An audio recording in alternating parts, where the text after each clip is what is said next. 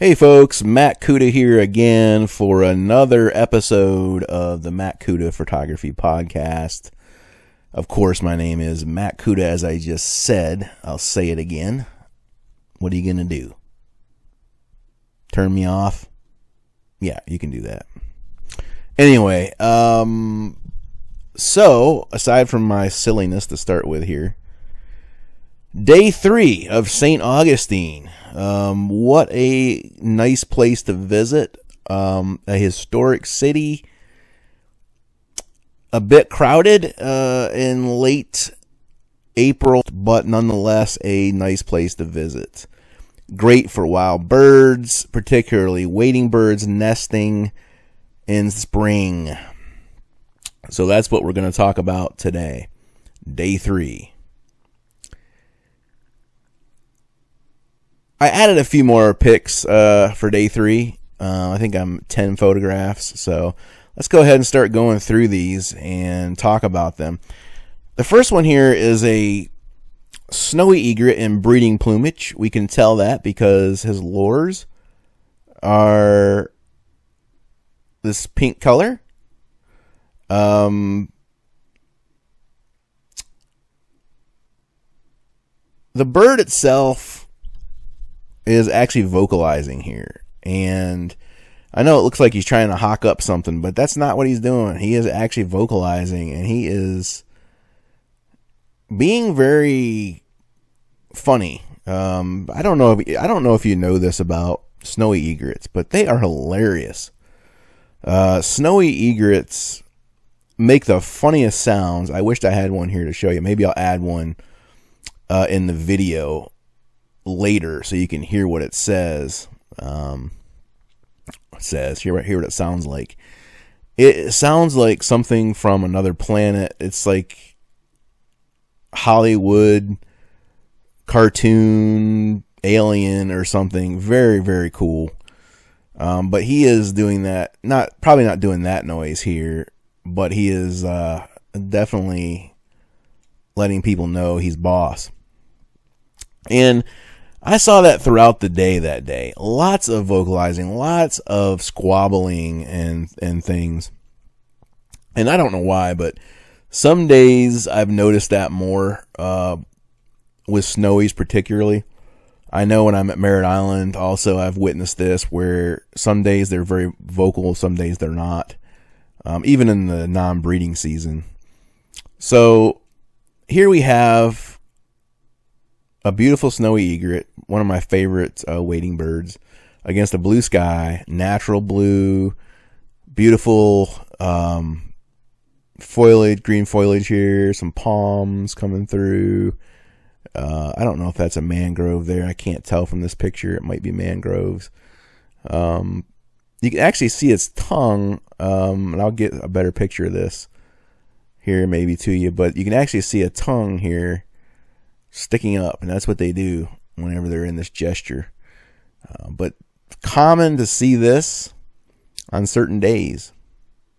f6.3, 341 millimeters, 1/2000th of a second. ISO 400 for those that actually care. If you don't, then just enjoy the photographs. Next shot is a commercial. Thank you for the commercial.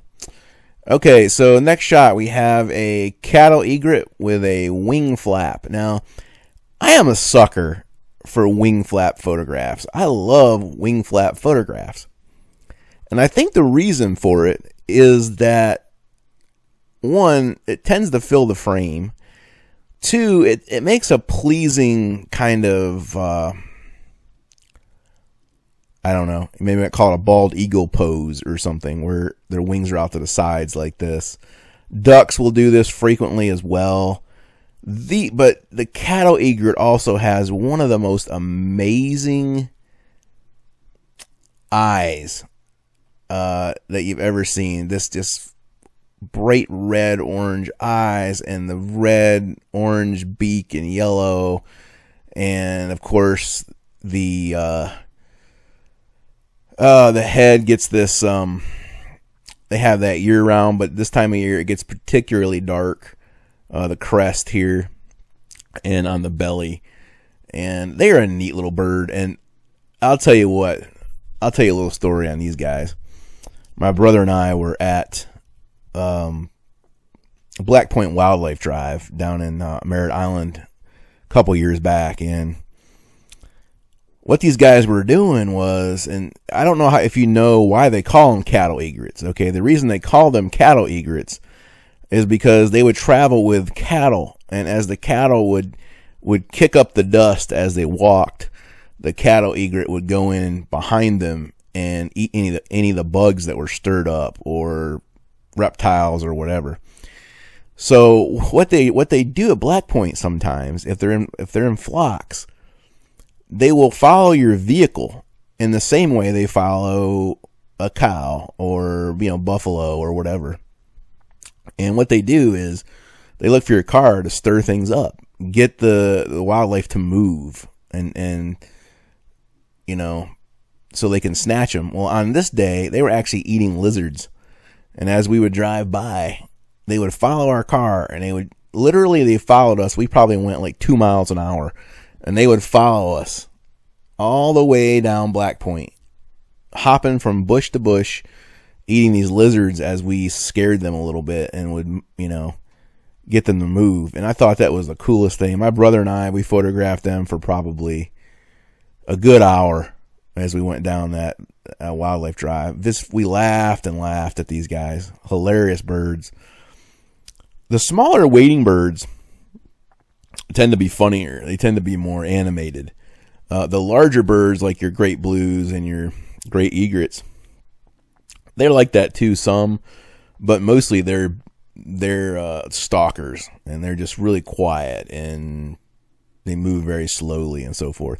These guys don't. These guys are like ambush predators, and they will try to get their prey to move, and then they'll snag them. So very cool bird. Nice image here, nice blue sky. We got the palmettos, palms, whatever you want to call them here. I think a palmetto is actually a palm, so technically you're correct by calling them palms. You got the exposure here, 1/2500th of a second, ISO 400, 600 millimeter f6.3 with my Sony A7 III. Another great camera. The next image, another snowy. It was the day of the snowies. Now here you have a snowy on full alert and in full display mode. You can see the crest is straight up. You got the hairs coming out here. You've got hairs. Listen to me. Feathers coming out here. Feathers coming out the back. If you have a dog, you see similar actions. Like if a dog gets scared or upset, their hair will raise all the way down their spine. And it's similar here. As they get upset with other males or other females, they tend to get this plumage going. Now this one could be a female. I don't know. It has no coloration on its lures, which typically, not always, but can mean a female of a nest. Not sure what's going on with this one, but very cool. Dark background. Love the dark background. The palms. Just really attentive bird here. Yeah, I mean, what do it's a keeper. 407 millimeters on the Sony 200 to 600, 1/4000th of a second, ISO 800. Now with these guys, you do need, if you're a photographer out there with these guys, they are active, and you do need a shutter speed. You don't need 1/4000th, but you need something around 1/1000, 1/2000 in my opinion, to really freeze the action as they hop around and they kind of dance and flap and all this crazy stuff that they do. So really enjoyed seeing that. I just love it when they're active like this. By the way, the snowies were nesting. I thought this was interesting. The snowies were nesting right in the palm trees or the palmettos. They have, they have the bark of the palmetto, it kind of pushes out away from the tree, and they were making their nest down in there, which I thought was very interesting. I wouldn't have thought they would have done that, but then again, I'm not a Floridian, so I don't see that very often. I'm not a coast dweller, I'm inland more, so, but that was very cool. Another interesting fact while I was there, it's not just about making photographs, although that is certainly why I do this. I love the photographs. But it's about watching the behavior, recording the behavior, listening to the birds, listening to them interact, watching them fly right over your head, sometimes within inches of your head. It's just a great time. Even those that are not big bird lovers that were there certainly enjoyed seeing the birds so close, the nests and the eggs and the new chicks and all that. It's hard to resist that type of thing. Anyway, next image here is one of my favorite birds for coloration, the little blue heron. Little blue herons, they have a dusty or dusky, I don't know what you would call it, blue, very beautiful blue that they get. It's a bluish purple kind of color up in their head. They get this very blue lures here, as you can see on this bird, on the beak. And their whole beak turns more of a blue color. They don't look like this during the non-breeding, believe me. Their eyes take on a darker look, in my opinion, and you even have the very blue eyelids here. A very interesting bird, a fairly shy bird. I would not put them in the same category as the snowy as far as they are active, and they are more active than a great egret, but they're not like a snowy. They're not mischievous like a snowy egret. So anyway, nice portrait image there, 600 millimeters, 1/400th of a second, ISO 1000. So this is getting later in the day, I think. I don't have the time here, but this is getting later in the day in a shadowed area, and like the way that turned out. The little blue. Okay, this next image is also a little blue. You say, what? It doesn't look a thing like the other one. Well, it does if you look carefully. But this is a little blue, but it's a juvenile little blue. And they get this, and again, I'm going to use the word dusty because that's kind of what it looks like. It's like a dusty feathering here as the blue feathers start to come in. Their bills, the way you can really tell is look at their eye and their bill. It should look like a little blue. And in fact, here you've got the blue lures and the blue eyelid and all that. But I think these are really beautiful. The juveniles are just incredible. Here set against this nice, I don't know what these are. Some kind of evergreen in Florida. I have no clue what these are. Someone let me know what this is. I have no idea. But just a beautiful backdrop. I don't care if there's a little stick here going through his head. I just don't care. There's a time and place for both backgrounds. Sometimes you'll see me have a very clean background with nothing except green. And then other times I have a much more realistic background here where, this is where this bird lives. This is his habitat. He lives in these trees. And that's where he likes to perch. Okay? He likes to perch right there. So you're telling a story of this little juvenile blue heron. So that's why I do that. So f6.3, 600 millimeters, 1/1250th of a second, ISO 400. So I'm down on my ISO a little bit here, but there's almost no difference in this camera between 400 and 800 ISO. Almost no difference whatsoever. I shoot at 800 ISO most of the time. Next image. Okay, another snowy. Now we get some really great color with this guy. We got the really, really red lures that you look for. And we got the orangish, reddish, orange feet down here. This guy is in full-blown mating plumage. And that's what the bird watchers like to see. It's what the photographers like to see. And he's not going to stay here for long. When they are in this mode, they are very active. And they'll hop from branch to branch. And you got to be quick with some of these guys. You can see he's getting ready to do something. He wasn't there for long, I can guarantee you that.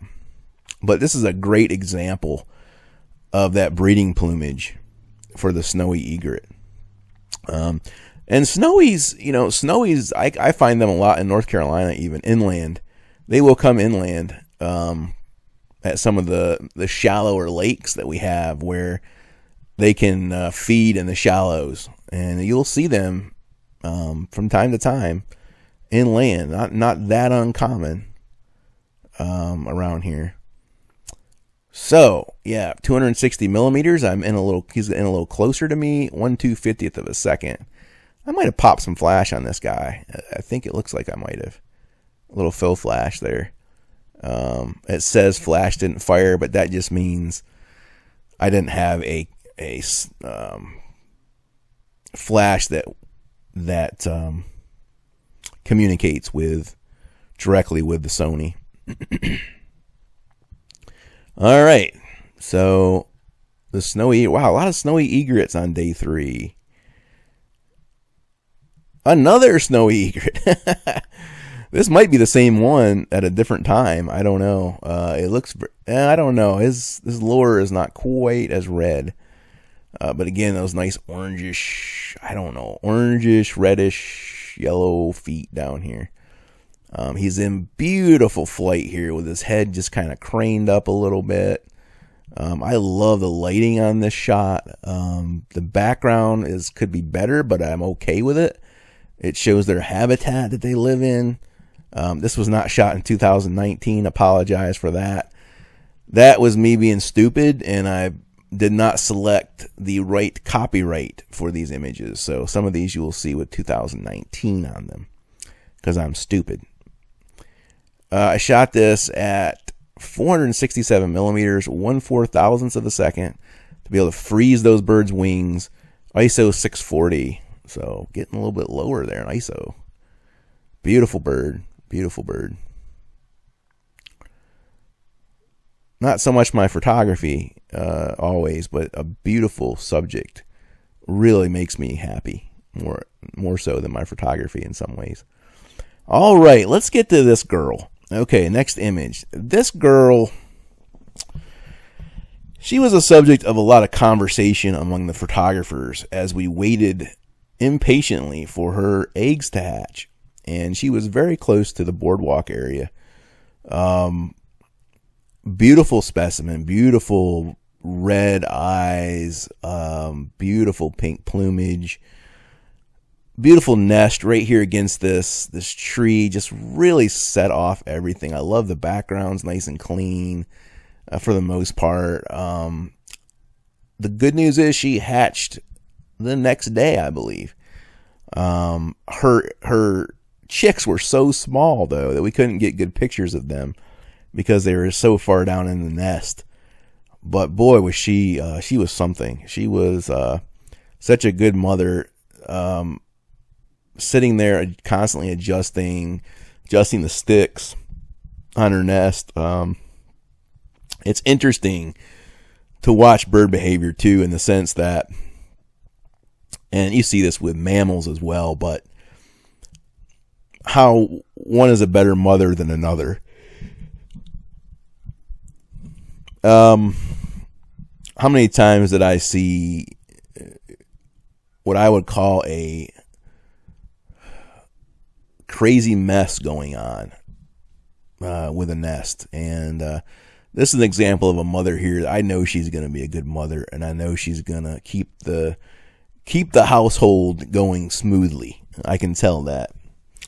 You just know these things when you watch them. Okay, this one, 600 millimeters, of course, because she was a little bit farther out, but close to the boardwalk. 1/320th of a second, ISO 400. Man, that Sony just nailed focus. Nailed it. Okay, next image. This guy was fun to watch. Man, he was really gathering a lot of sticks to make the nest. And he was so funny because he would try to grab the biggest sticks he could break off of that thing. And the shot wasn't in focus. One of them where he just had this massive stick. He could barely even get off the ground with that thing or off the tree. And I missed focus on that one and he dropped it. But here's a more typical bunch of greens that he got off this tree. And, I don't know if I love this image. I typically don't like to see the wings level like that, but I really like the greenery here. The green, the blue, it just feels good to me. I love those colors together. It's just a very natural look. Like I said, a lot of people, don't ask me why, I have no clue, but a lot of people do not like blue sky photographs. Maybe it's because they're so passé. Maybe it's because, they like sunsets better or high key images better. I don't know. I like them. I'd shoot them all day if the lighting was good enough. But one of the problems here you'll see, and I'll point this out to any photographers out there that are new, the lighting is coming in right. It's behind me. It's hitting the bird here. Right? It's probably a little bit to my right. But what happens is, in a situation like this, the wing is casting a massive shadow. And so if the sun is up just a little bit, and here it's probably, I'm going to say 9 o'clock here, maybe 8:30, 9 o'clock. So we're getting a little bit of down. The sun's coming down, which is creating a little shadow here. If the action's hot and it's interesting, I can live with that. This one passed muster because of the pretty greens here. I would have loved to have the wings swept or up or completely down or something like that. But anyway, it is what it is. F6.3, 332 millimeters, 1/4,000th of a second, ISO 640. Another shot on another day. All right, look at this guy. Another snowy egret vocalizing and causing problems. Notice the lore's pink, indicating probably a breeding male. Look down here. The feet are not fully red. So either he's just coming into mating or maybe just leaving mating. Or in some cases they don't turn the color. But look at that gap. You can see right in the throat back in there. The tongue sticking up. They have funny looking tongues. Birds have the funniest looking tongues. Especially woodpeckers. But I just thought that was funny. I mean, they're just a funny bird. Oh my goodness. I could sit and watch those for hours and do. F6.3, 571 millimeters, 1/320th of a second at ISO 1000. So, a lot of photography is being at the right place at the right time. And when it comes to nesting, that is absolutely 100% correct. You need to know the calendars if you're going to do this type of thing. You need to know the calendars, or if you just want to go visit, maybe you just want to go visit and see them. And you just want to take your cell phone with you or something. You need to be there March, April. I personally like mid to late April. Because you get kind of a variety of things going on. And, time of day is important, early, not photographing at 12 noon, where you get the harsh shadows. This one is shadowed area here, you can tell. And I'm getting a little bit of light here. I don't think I popped a flash on this one, no. So what we're getting here is just some very soft lighting coming in to this image. You can see some of the light back in here. So it's probably afternoon. This is on the other side of the boardwalk. So this is probably getting afternoon here, late afternoon. So that's pretty much it for the images. As far as announcements go, I am going to be having another giveaway starting in June. So that's coming quickly. Giving away the Moravian Falls. Maybe I can find that real quick. Let's find that real quick.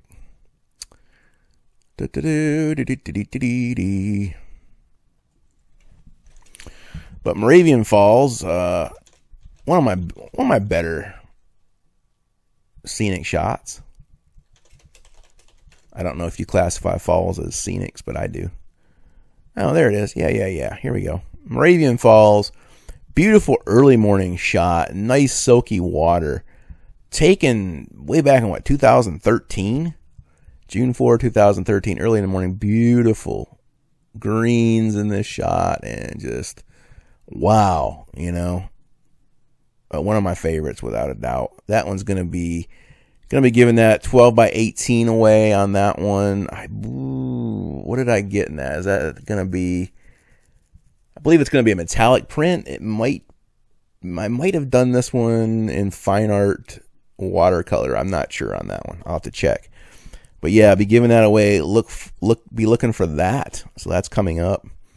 If you haven't been out to my website, do take a look at it. Let's go out there real quick. MattCudaArt.com.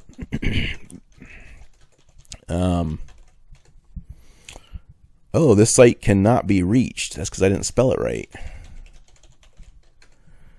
Okay, so I've changed some things up a little bit. We got a very clean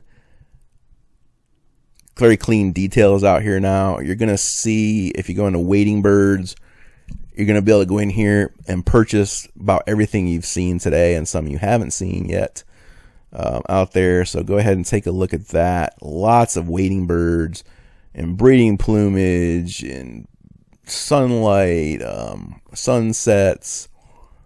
Beautiful flamingo here is popular at a reasonable price. So go ahead, check that out. At the very least, just go out there and set yourself up an account, or sign up for my newsletter. And signing up for the newsletter is just a great way to get information. I put out a newsletter every week. It's not really a newsletter. It's typically a photo of the week. And I go into an explanation about where I was and how I felt and how I photographed it and what it means to me and all that kind of thing. So that's out there. The blog is out here, which is pretty much the photo of the week. And you can see out here, I've got all these blogs. You can go peruse. Good information. What else about the website? Don't you hate it when people go Okay, so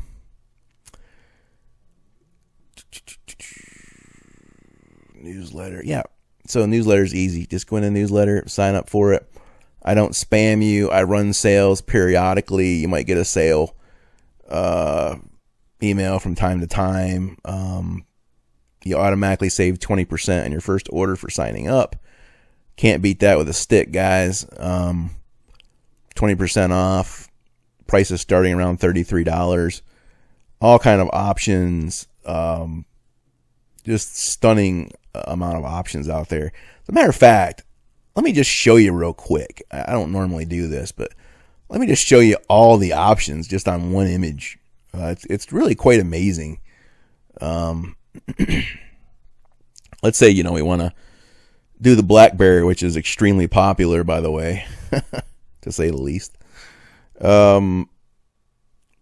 Black bear, strong soul, it's called. If we go out here, right away, you've got the image. Cool, right? You can zoom in on it. Look at the eyes, are sharp. Nose. You can mark it as favorite, email it to yourself or a friend. Okay, on the lower end, we've got just glossy paper. We've got metallic paper, which runs just usually a little bit more expensive, but it's much, depending on the subject, it can be really cool. With this guy, I wouldn't do metallic with this guy. I would do watercolor paper. So you got watercolor paper, which is just a beautiful flat watercolor type of paper that you might paint watercolors on. That's why it got its name. Of course, you got canvases out here, getting a little more pricey. What I personally love are these beautiful metal weight gloss images. Oh my goodness, they are just amazing. And then if you just want a mug for your desk, I mean, you can do a mug. You can do hoodies, you can do tank tops, puzzles.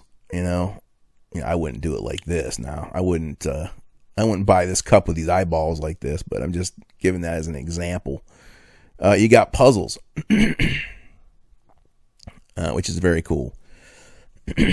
Now, the verticals don't make good puzzles. I wouldn't do a puzzle out of a vertical personally. I would do a horizontal puzzle, but just to give you an idea. Greeting cards, I mean, it's just, you name it, it's out here. I put out a calendar once a year, so that's out there. Just wanted to quickly show you that because it's kind of cool. And you got a little story with the image. I tell you about how I made it, how I felt, so on and so forth. So that's very cool also. Anyway, that's my website, not to go into too much detail, but that's that. Anyway, I wanted to just thank you for watching. Thank you for listening. Make it a great day, and whatever you do, get out there and enjoy nature. Bye-bye.